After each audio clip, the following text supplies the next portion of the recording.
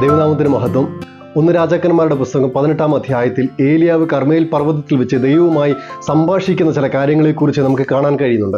3.5 വർഷക്കാലം അടഞ്ഞ ആകാശത്തെ തുറന്ന് വൻമഴ പെയ്യിക്കുന്ന ദൈവിക അനുഭവങ്ങളെ നമുക്ക് ആ അധ്യായത്തിൽ ദർശിക്കാൻ കഴിയുമ്പോൾ, കർമ്മേൽ പർവ്വതത്തിൽ വെച്ച് യാഗം കഴിച്ച് ആ യാഗത്തിൽ പ്രസാദിക്കുന്ന ദൈവിക ഇടപെടലിൽ കൂടെയാണ് ദൈവം ആകാശത്തെ തുറക്കുന്നത്.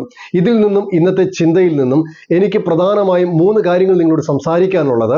3 ഓപ്പണിങ്സുകളാണ്.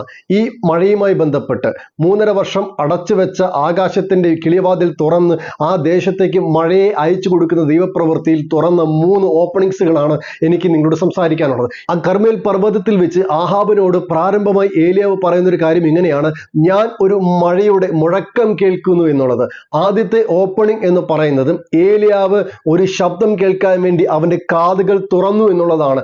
മറ്റാരും കേൾക്കാതിരുന്ന ഒരു മുഴക്കം അവന്റെ കാതുകളിൽ കേൾപ്പിക്കത്തക്ക രീതിയിലേക്ക് ഒരു ദൈവപ്രവൃത്തി വെളിപ്പെടുന്നത് നമുക്ക് അവിടെ കാണാൻ കഴിയുന്നുണ്ട്. ആരും കേൾക്കാത്ത ചില മുഴക്കങ്ങൾ കേൾക്കത്തക്ക രീതിയിലേക്ക് ഒരു വലിയ ദൈവപ്രവൃത്തിയുടെ ആരംഭമായി ചിലതൊക്കെ നിങ്ങളുടെ കാതുകളിൽ മുഴങ്ങിക്കേൾക്കാൻ ഇന്ന് സമർപ്പിച്ചു കൊടുക്കുമെങ്കിൽ, എവിടെയൊക്കെയോ തുറക്കാത്ത ചിലത്, അടയപ്പെട്ട ചിലത്, തുറക്കുന്നതിന് മുൻപേ നിങ്ങൾ കേൾക്കാത്ത ചിലത് കേട്ടു തുടങ്ങും. ഈ ശബ്ദം കേട്ടപ്പോൾ ഏലിയാവ് ചെയ്ത പ്രവൃത്തി എന്ന് പറയുന്നത് കർമ്മേൽ മലയുടെ മുകളിൽ കയറി മുഴങ്കാലിൽ ഇരുന്നു എന്നുള്ളതാണ്.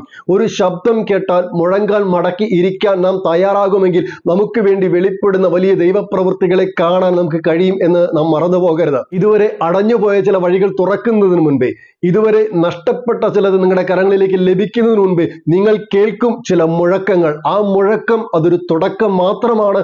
നിങ്ങൾ പോയി ദൈവസന്നിധിയിൽ ഇരിക്കാൻ തയ്യാറാകുമെങ്കിൽ അതിന്റെ പുറകിൽ നിന്ന് വെളിപ്പെടുന്ന ദൈവിക പദ്ധതികളെ കണ്ടാസ്വദിപ്പാനും അനുഭവിപ്പാനും ദൈവം നമുക്ക് ഇടയാക്കി തീർക്കും. ഈ മുഴക്കം കേട്ട് മുഴങ്കാൽ മടക്കിയിരിക്കുന്ന ഏലിയാവ് തന്റെ സഹശുശ്രൂഷകനോട് പറയുന്നുണ്ട്: നീ കടലിന് നേരെ ചെന്ന് നോക്കുക, എന്തെങ്കിലും കാണുന്നുണ്ടോ?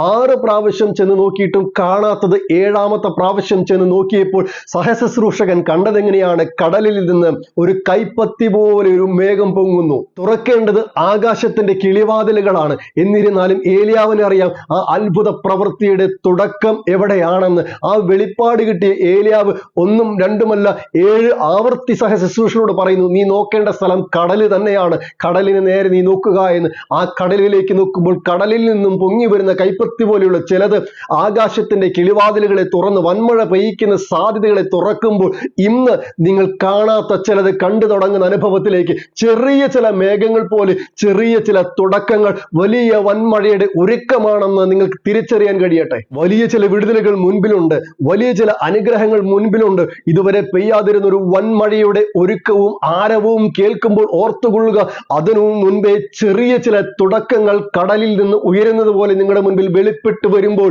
അതൊരു തുടക്കം മാത്രമാണ്. ഒരു മേഘം കടലിൽ നിന്ന് പൊങ്ങുമ്പോൾ തുറക്കപ്പെടുന്ന ആകാശത്തിൽ നിന്നും പൊഴിക്കപ്പെടുന്ന വൻമഴയിൽ നിങ്ങൾ അനുഭവിക്കാൻ കഴിയുന്ന മേഖലയിലേക്ക് ജീവിതത്തെ ദൈവം ഇന്ന് തിരിക്കുമാറാകട്ടെ. ആദ്യത്തെ ഓപ്പണിംഗ് എന്ന് പറയുന്നത് അവന്റെ കാതിനെ തുറന്നു എന്നുള്ളതാണ്.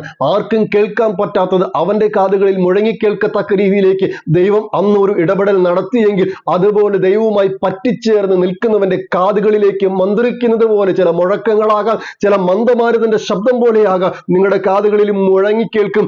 അത് വലിയ ചിലതിന്റെ തുടക്കമായി ദൈവം മാറ്റട്ടെ. രണ്ടാമത്, ചില ശുശ്രൂഷകരുടെ കണ്ണുകൾ തുറന്നതുപോലെ ദൈവം കണ്ണുകളെ തുറക്കും. ആർക്കും കാണാൻ പറ്റാത്ത ചിലത് നമ്മെ കാണിക്കത്തക്ക രീതിയിലേക്ക് വലിയ ദൈവപ്രവൃത്തിയുടെ ചെറിയ തുടക്കം എന്ന നിലയിൽ ദൈവം നമ്മുടെ മുൻപിൽ ചിലതൊക്കെ കാണാൻ അനുവദിക്കുമ്പോൾ അത് ചെറുതാണ്, അത് തുടക്കമാണ്. അതിന് പുറകിൽ വലിയ ചിലത് ഒളിഞ്ഞു കിടക്കുന്നുണ്ട് എന്ന് നാം മറന്നു പോകരുത്. ഇനി 3ാമത്തെ ഓപ്പണിംഗ് എന്ന് പറയുന്നത് കാതിനെ തുറന്നവൻ, കണ്ണിനെ തുറന്നവൻ, അവൻ ആ ദൈവദാസന്റെ മുൻപിൽ ആകാശത്തിന്റെ കിളിവാതിലുകളെ തുറന്ന് വൻമഴ പെയ്യിക്കുന്നത് കാണാൻ കഴിയും. എവിടെയാണോ വിടുതൽ വേണ്ടത്, എവിടെയാണോ അനുഗ്രഹം വേണ്ടത്, എവിടെയാണോ ദൈവപ്രവൃത്തി വെളിപ്പെടേണ്ടത്, ആ വഴിയെ അവൻ തുറക്കും. അടഞ്ഞിരുന്ന നന്മകളെ, അടഞ്ഞിരുന്ന ആകാശത്തെ, അടഞ്ഞിരുന്ന അനുഭവങ്ങളെ തുറന്ന് നിങ്ങൾക്ക് വേണ്ട വിടുതലിനെ അവൻ ഒരുക്കി തരുന്നത് പോലെ ഇന്ന് നിങ്ങളുടെ കാതുകൾ തുറക്കട്ടെ. ഇന്ന് നിങ്ങളുടെ കണ്ണുകൾ തുറക്കട്ടെ. വിടുതൽ വേണ്ട സാധ്യതകളെ അവൻ തുറക്കട്ടെ. ഏൽപ്പിച്ചു കൊടുക്കാൻ നിങ്ങൾക്ക് കഴിയുമോ? ആകാശം തുറന്ന് വൻമഴയെ ദൈവം ചൊരിയിച്ചത് ആഹാബിന് വേണ്ടിയല്ല. പ്രാർത്ഥിക്കുന്ന ഒരു ഏലിയാവുണ്ടോ, അവൻ ദൈവത്തിന്റെ ദാസനായതുകൊണ്ട് അവന് വേണ്ടി ചിലത് ദൈവം ചെയ്യാൻ പ്ലാൻ ചെയ്തിരിക്കുമ്പോൾ, ആഹാബെ നിനക്ക് വേണ്ടിയല്ല, പ്രാർത്ഥിക്കുന്ന എൻ്റെ ദാസന് വേണ്ടി ഞാൻ ചില പ്രവൃത്തികൾ ചെയ്യുമെന്ന് ദൈവം പറയുമ്പോൾ നിങ്ങൾ പ്രാർത്ഥിക്ക്, നിങ്ങൾ ഒരുങ്ങ്.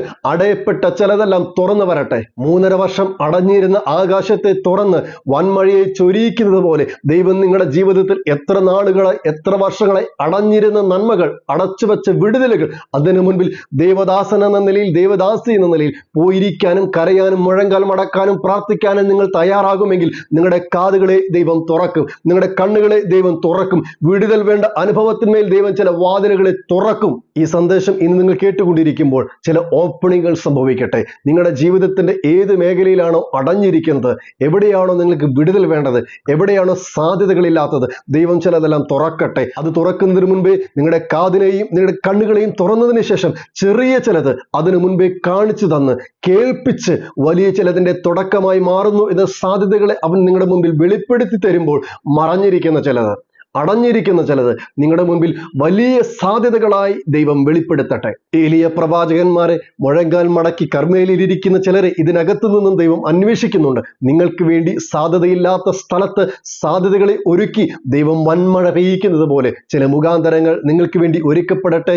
പ്രാർത്ഥിക്ക്, പ്രാപിക്ക്. ഈ വചനങ്ങൾ ദൈവം നിങ്ങളെ അനുഗ്രഹിക്കട്ടെ.